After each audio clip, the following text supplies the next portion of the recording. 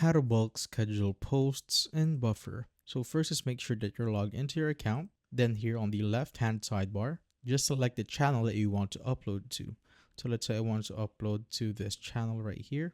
Once you're here, just select the gear icon next to your name. So click on that, which is the channel settings. Now once you're here, navigate to the general tab. And as you can see, when I scroll down a little, you will see the bulk post upload. So what this does is it schedules multiple posts in bulk by uploading a CSV file. So make sure that you have a CSV file first, then click on bulk upload right here. And this should be the format you should follow. So first it should have the text, then the image URL, tags, and posting time. So you can use the template provided by Buffer right here by downloading the CSV template. And there's also a guide that can help you if you do need any help. But once you're done editing out your CSV file, you just simply need to upload it right here and you're good to go. And that is how you basically bulk schedule posts in Buffer.